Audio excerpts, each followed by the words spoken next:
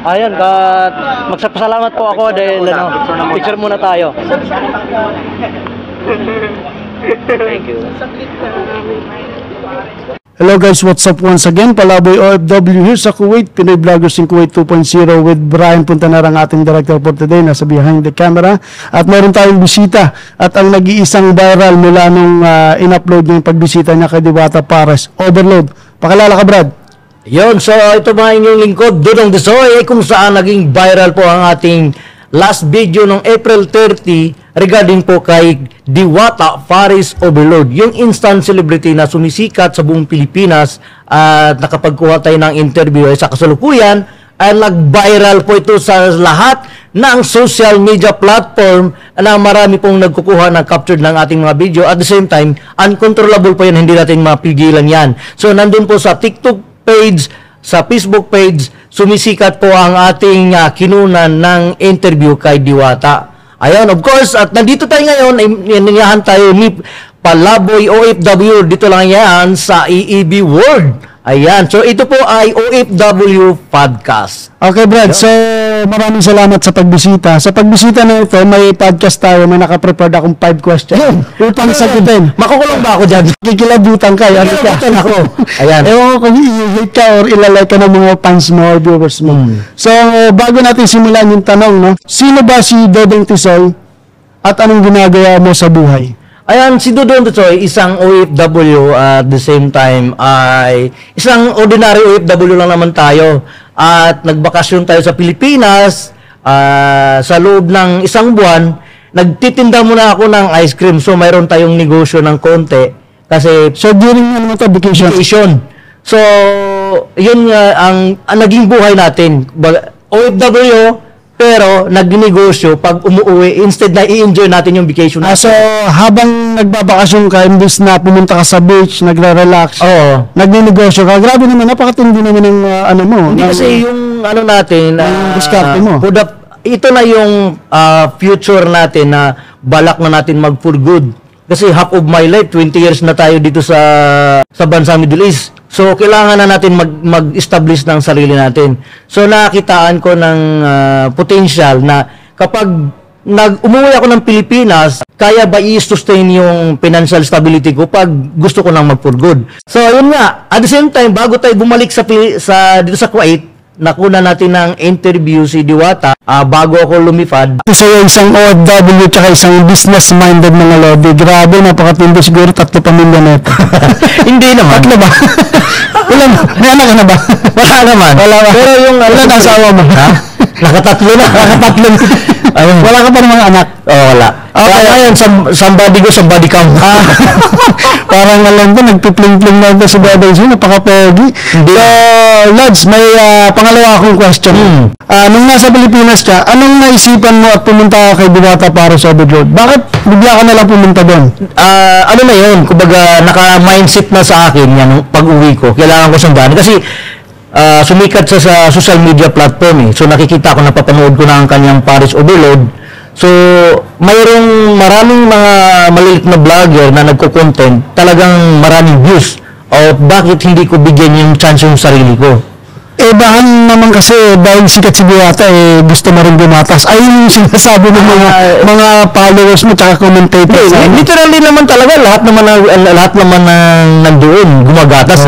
Pero, yung gumagatas doon, marketing strategy din ni Diwata. Hindi niya kailangan magbayad ng marketing.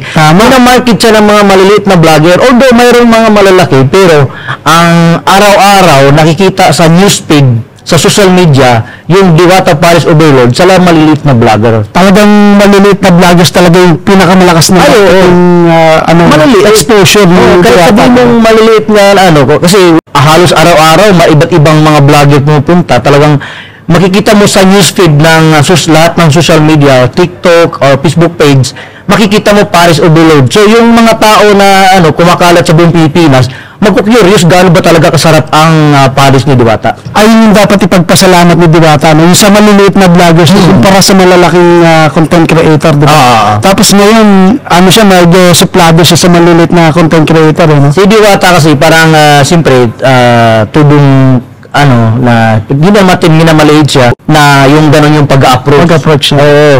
So, ngayon, ang nakita ko doon sa kanya, talagang hands-on naman talaga sa kanyang negosyo. So, 3 hours akong nagmamasid. Kasi ano ako kumbaga, gusto talaga ako makakuha ng interview. Bago ako lumipad, kailangan, hindi pwedeng hindi ako makakuha ng scoop ng interview. Kasi sayang yung effort ko, nandoon na, at the same time, once in a while na lang yun. Kumbaga, next year naman kung may chance. So, ito na yung chance ko. Bakit hindi? May nakalaan na dapat ko interview sa kanya. Yun lang, nung in-interview ko siya, hindi naging maganda yung outcome kasi bigla siyang tumalikod. Kasi marami din nagpa-picture. Pero binawi niya sa huli. Pero yung mga ibang kumukuha doon sa video captured ng ating mga video, kung ano yung pangit, yun lang yung nilabas. Yun ang nilabas nila. Hindi yung huli. Yung huli kasi, binanggit pa niya yung Kuwait, shout out Kuwait, at shout out kay Dudong Disoy. So which is, masaya na ako doon. So yung full video na yun nasa page mo, di ba? Oo, yung full video, kung pinanood nyo, talagang hindi naman tayo actually dinigma kasi maraming nagpa-picture kay Diwata Pero yung mga ibang mga sa social media, talagang kinunan yung pagtigil natin. Kasi tigil tayo, pa-picture muna. Siyempre, although parang sa tingin ng iba o sa atin, parang nabastos tayo. Pero literally, maraming nagpa-picture doon. Pero kung during na kung in-interview ka, dapat nakatutok sana. Pero bakit ako lang ba ang dapat asikasuhin ni Diwata? Siyempre, busy rin sa kanyang negosyo. So, hindi niya naisip yun. Alam naman natin na kung sa social media, kung ano yung pangit, yun ang kunin nila. Clickbait kasi yun So ngayon, may pangatlo tayong question. Meron ditong isang sikat na vlogger or actionist na kilala mo naman yun, siyempre, ako si Chairman, di ba? Oo. So ngayon, ni-react niya ako si Chairman, anong pakiramdam mo doon? Tapos yung sinabi niya na nag-interview ka na nga lang daw at nanggatas ka na, tapos sabay pa yung sinabi mo. Hindi mo nagpinagandaan. Anong masasabi mo rito? Ikaw sinasabing tirahin mo si Chairman as a person or as a content creator, ano yung feeling na titirahin ka ni Chairman na hindi niya rin talaga alam yung buong kwento? Ayan. So, yung thumbnail niya, nandun si Tony Gonzaga. Sino pa yung naka-thumbnail doon? Alex. Si Alex Gonzaga. So, ginawa niyang thumbnail. Kumbaga, lahat yun, sinabi niya ng gagatas. Which is, nung kinapture na yung video ko, without my permission, panggagatas din yun. Kaya wag ako. So ibig sabihin si Chairman is nanggagatas in a safe way. In a safe way. Para hindi sa tirahin ng iba. Oo. Kasi, ang content niya kasi, ang mga video reactionist, naghahanap sila ng mali ng tao. Yun ang talent nila. Pero hindi ako against sa kanya. Pasalamat din ako at na napansin na tayo. Kasi kung nandoon, mapapansin naman talaga naging redundant yung mga tanong natin yung sa kanya kasi although napahiya ako, parang ayaw ko nang ituloy. So, hindi ako nakapag-reconstruct ng magandang statement para maging maganda yung outcome ng interview natin. Parang tingnan mo yung ngiti ko hilaw, kasi parang napahiya ako. Yun lang. Pero yun talagang kinuha nila, yung negative at bad side ng ating interview. In other way, yung mga nagbibideo o reaction, siyempre, kung ano yung mali, doon sa clip na yun ang kukunin nila. Pero yung huli, hindi nila kinaptured na paano tayo nagsalita din si Diwata. Sinout out pa nga ako, Dudong Disoy. Di ba? So, wala ka namang hinanakit kay... Ay, wala. Kasi, hindi naman tayo dapat maging hinanakit kasi natural yan sa social media, naghahanap yung clickbait kasi yun para sumikat. At the same time, salamat din tayo. Yun, congratulations sa inyo, nag-viral ang aking video. Ang dami. Ito yung sombrero ginamit natin. At saka yung damit. Yung damit, nandun sa bahay. Okay. Siyempre, pasalamat pa rin tayo. Pasalamat pa rin tayo. Kasi ibang vlogger na. Marami, sobrang dami. Hindi lang sa German lang. Marami. Yung trending ngayon, nandun din tayo. Mayroong gumawa ng page sa trending ngayon. Okay. Mga lahat ng mga celebrity na sumikat, na mayroon nandun din ako. Parang ako pinag-uusapan yung ako bilang, pero hindi nila kilala si Dudong Disoy. Kaya sa mga hindi pa nakakilala, please follow my page para maalam yung buong video nung kinapture po natin, yung 1 minute and 39 seconds. Yun po, panoorin nyo hanggang huli. Si Diwata, binanggit naman tayo din. Okay, so proceed tayo sa fourth question na. Talaga bang dinedma ka ni Diwata that time? Very short, lang. Kung in professional way, parang dinidma ka nga. nga. Pero, hindi mo siya ma-blame eh. Kumbaga, busy yung tao, mainit, at the same time, marami nagpa-picture. Tumalikod siya, parang nadigma tayo. Pero, kung sumatotal, napagbigyan tayo. I'm very thankful naman din kasi nung time na yan, mayroon tayong abiso sa kanyang mga staff na kailangan pwede ba akong mag-capture ng video or interview.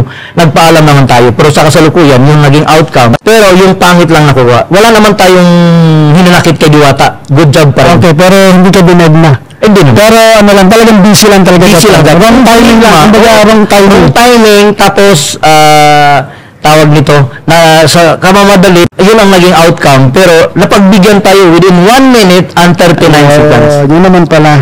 So, last question, Lord, sa Dadong Tisoy.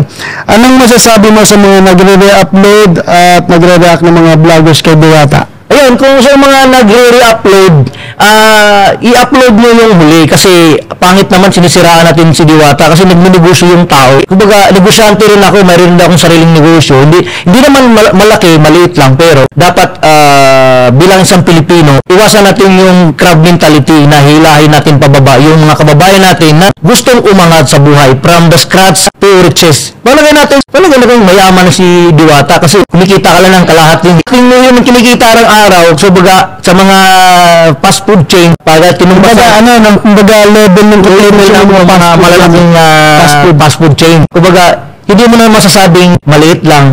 Kumikita na talaga. So, yun.